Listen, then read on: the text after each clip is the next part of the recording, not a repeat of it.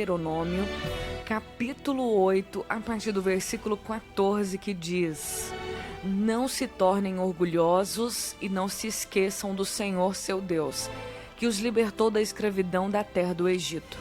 Ele os guiou pelo deserto imenso e assustador, cheio de serpentes venenosas e escorpiões, uma terra quente e seca. Ele lhes deu água da rocha, sustentou-os no deserto com maná, alimento que seus antepassados não conheciam, para humilhá-los e prová-los, para o seu próprio bem. Fez tudo isso para que vocês jamais viessem a pensar: conquistei toda esta riqueza com a minha própria força e capacidade. Lembrem-se do Senhor, seu Deus.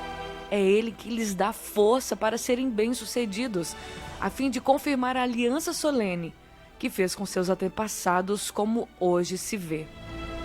Essas palavras foram proferidas por Moisés, lembrando aos israelitas, já no momento final dos 40 anos de peregrinação naquele deserto, de como Deus tratou com eles durante o processo do deserto. Deus tratou com eles para ensiná-los. Deus permitiu que eles passassem fome, Deus humilhou eles no deserto, permitiu que eles sentissem sede, para que eles vissem que eles sem Deus não poderiam fazer exatamente nada.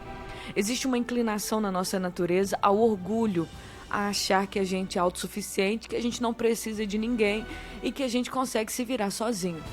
Quando Deus tirou aquele povo do Egito, todos os milagres, tudo que aconteceu foi para mostrar para aquele povo que eles não poderiam ser felizes, ou que nenhuma conquista deles seria plenamente completa, traria realmente alegria para eles se não fosse em Deus. Falando do maná, o maná, diz a palavra do Senhor, que foi a providência milagrosa que Deus enviou para eles. Diz que Deus sustentou eles no deserto com aquele maná, um alimento que os seus antepassados não conheciam. Tanto que quando o maná surgiu, a primeira vez que o maná surgiu, os israelitas viram aquilo e falaram assim: o que é isso? Tanto que o significado da palavra maná é exatamente o que é isso. Aquele povo já estava passando fome.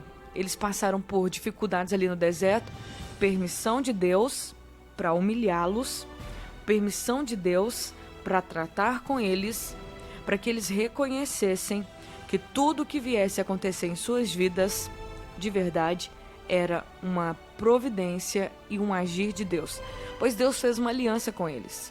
E muitas vezes, da mesma maneira que aconteceu com o povo de Israel, nós passamos por situações semelhantes. Situações de extrema dificuldade, de carência, como eles passaram, carência de alimentos.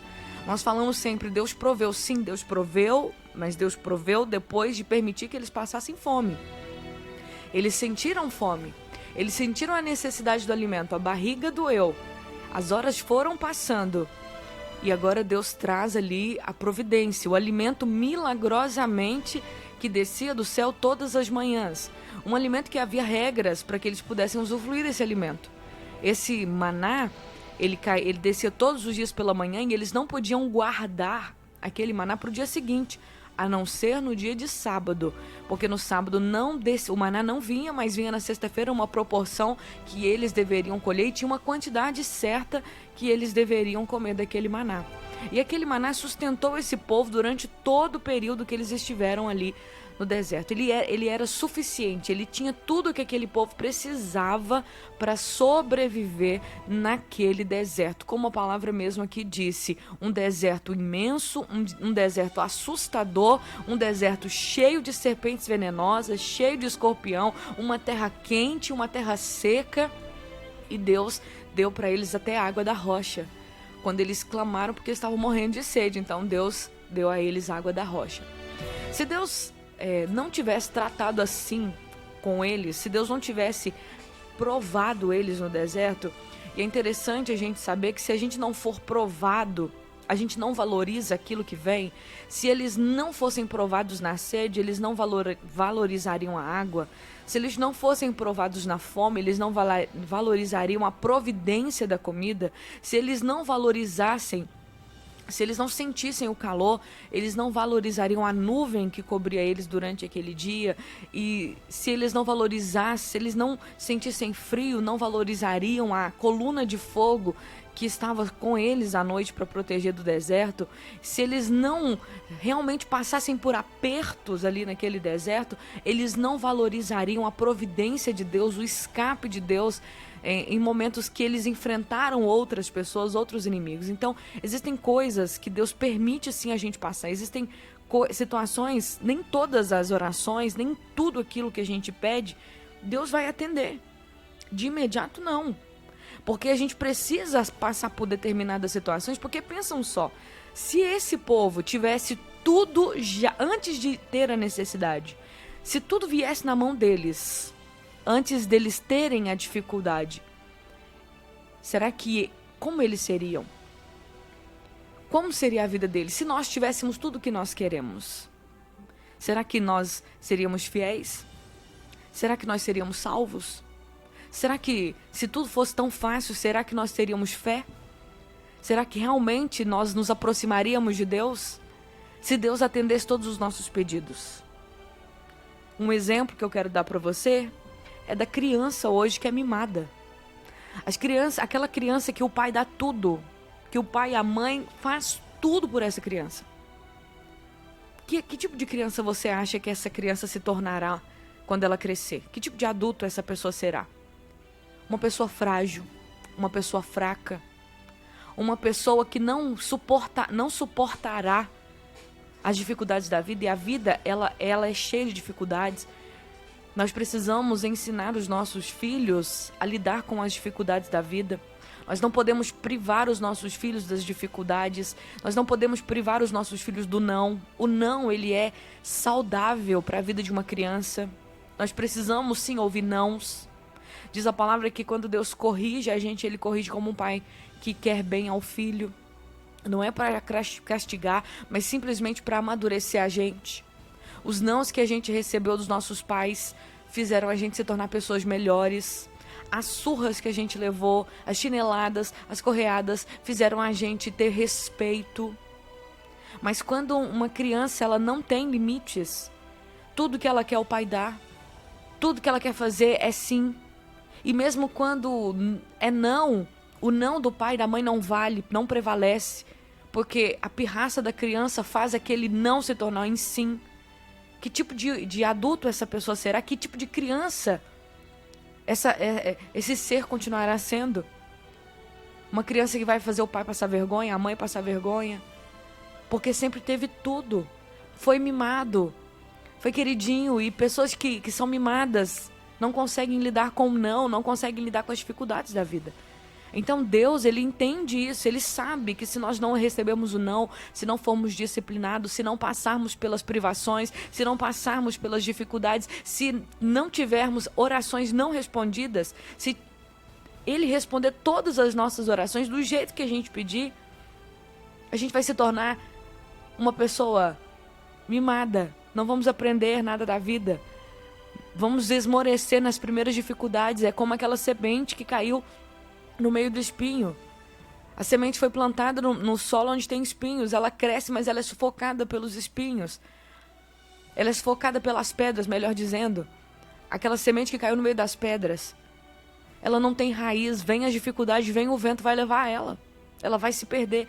Então as dificuldades, elas moldam a gente, elas preparam a gente. Era isso que Moisés estava dizendo para aquele povo. Tudo, vamos fazer aqui uma retrospectiva. Tudo que aconteceu com vocês no deserto foi Deus preparando vocês. Ele permitiu que vocês fossem humilhados. Ele permitiu que vocês fossem provados. Não foi para o bem de vocês. Ele permitiu para o bem de vocês. Não foi para o mal. Um pai e uma mãe não corrigem um filho para o mal, corrige para o bem. Para que ele aprenda a lidar com as outras pessoas no mundo, para que ele aprenda a lidar com as diferentes situações na vida. E era isso que Deus estava dizendo para eles. Então esse pão que desceu do céu, esse maná que veio para eles, que vinha todos os dias pela manhã, Deus estava ensinando para eles a dependência. Deus estava ensinando para eles que eles precisavam de verdade depender apenas do Senhor. E Jesus, no capítulo 6 de João, ele diz: eu sou o pão vivo que desce do céu. Se vocês crerem em mim, vocês terão vida. Se vocês comerem de mim, vocês terão vida. E naquele momento, Jesus falando sobre as pessoas comerem dele, ficou meio sem sentido naquele tempo, mas para nós hoje faz todo sentido. Nós precisamos de Jesus, precisamos todos os dias daquilo que Deus quer derramar sobre a nossa vida. E não podemos nos enjoar das coisas que Deus tem para nos dar todos os dias. Chegou um tempo que esse povo ficou enjoado do maná. Aquele maná que todos os dias alimentava eles, que tinha os nutrientes necessários para que eles sobrevivessem naquele deserto. É claro que eles queriam um lugar mais confortável, mas eles estavam num processo de crescimento, num processo de amadurecimento. E num processo de crescimento e de amadurecimento não tem conforto. Se você está passando por dificuldades, se você está passando por problemas, saiba que você está num processo de amadurecimento e crescimento. E nesse processo não tem conforto. Nesse processo, nem tudo que você pede você vai receber agora. Deus está amadurecendo você, preparando você para isso. Só que é necessário a gente tomar muito cuidado para não ser ingrato, como o povo foi no deserto. No capítulo 21 de Números, versículo 5, diz que o povo começou a se queixar contra Deus e contra Moisés. Eles começaram a dizer: por que vocês nos tiraram do Egito para morrer nesse deserto? Aqui não tem comida e nem bebida, não tem o que comer, não tem o que beber. E nós detestamos esse maná. Foi isso que o povo começou a dizer para Deus e para Moisés. Vocês tiraram a gente da escravidão, mas era melhor a gente ser escravo, porque pelo menos lá no Egito a gente tinha comida. E tem muita gente que é assim: na igreja eu não tenho nada, na presença de Deus eu não estou tendo nada. Eu não tenho o que comer e não tenho o que beber, estou passando por dificuldades, estou passando por carência. Eu estou carente. Lá no mundo pelo menos eu arrumava um homem, arrumava uma mulher, arrumava um homem, estava ali com o outro, mas agora eu estou carente. E eles começaram a reclamar. E olha, esse maná, nós já detestamos esse maná. Eles estavam dizendo que detestavam aquilo que Deus derramava milagrosamente todos os dias para alimentá-los. E tem muita gente enfadada, muita gente às vezes enjoada já da palavra de Deus, da pregação, da vida cristã. Estão enjoadas. E naquele momento, quando eles começaram a reclamar, sabe o que aconteceu? Deus enviou serpentes ali venenosas, morderam todo mundo e muita gente morreu por causa da murmuração. Nossa, Poliana, aconteceu isso mesmo? Sim, aconteceu. Se você ler capítulo 21 de Números, você vai compreender melhor essa história. Então o que a gente precisa compreender? Quem reclama morre. Quem reclama, quem fica questionando, quem se enjoa da presença da palavra de Deus, quem se enjoa das coisas de Deus, quem desiste, na verdade, é isso. Quem desiste, quem não suporta o deserto, quem não passa pelo processo do deserto, quem desiste antes da hora, aliás, na verdade não tem hora para desistir, mas quem desiste e não completa o processo, não aceita o processo, acaba morrendo.